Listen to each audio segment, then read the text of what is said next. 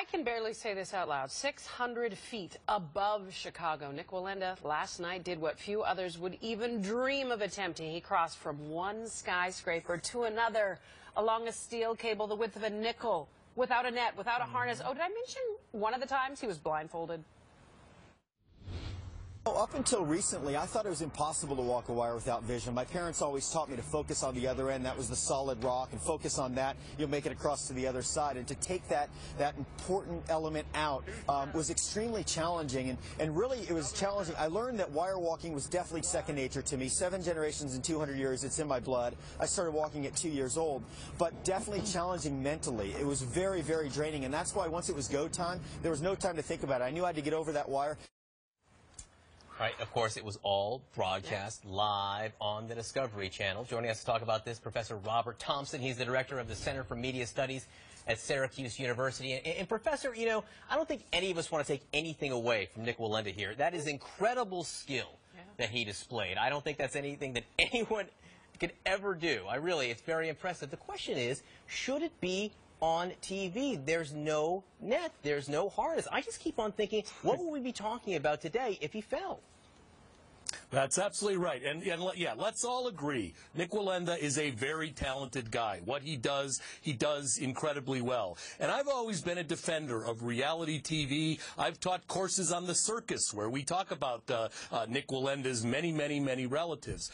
But I think in 2014, to do something like that without a net and without a harness, they played fast and loose with the city law to allow him to do that. But even if they managed to make it legal, I think there is a serious ethical problem with what we saw last night. And that was the whole point of it. Let's face it, we kept being reminded that this was death-defying. So literally defying death. And Nik himself on several occasions said, oh, if the wind does this, if this does happen, if this happens, I could lose my life. So the whole premise of this was that that he was in fact defying death. I think there's some serious ethical issues about doing something like that. Dig into the ethical dilemma that you have with it a little bit more for me. Is it part of the fact, too, that it was done live, that this wasn't recorded and then later broadcast? Well, I don't know. I have a problem with it, whether it was done live or whether it was done for broadcast 6 months later. But we've been pushing these envelopes for years, though, have we not? Right.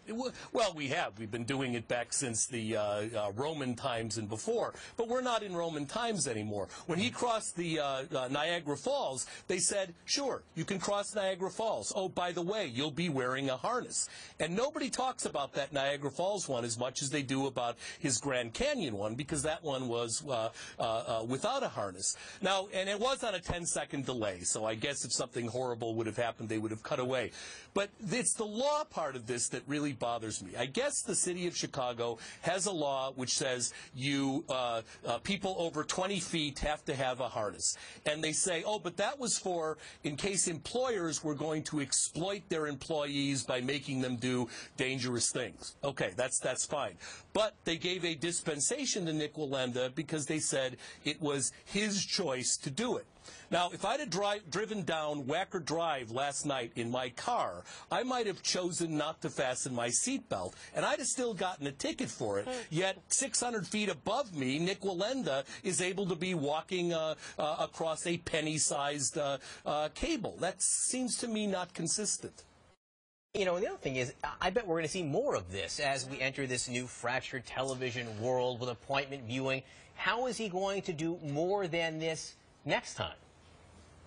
Well, I don't know. I mean, the scary thing is you keep doing these things until something happens, and then you can't do them anymore.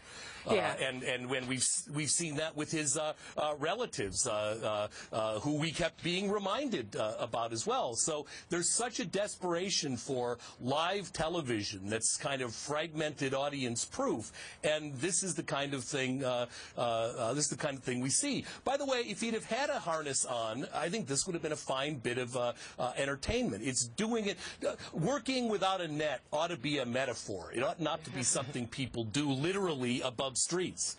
Well, and the concern is there, too, is as a worrier, I think there's always the concern that other people are going to try and you know, be encouraged by these similar kind of, I don't know, try to do their own version of dangerous risks like this. Robert Thompson, interesting conversation, interesting thoughts you've left us with. Thanks for joining us at this hour. Thank you. All right, ahead for us.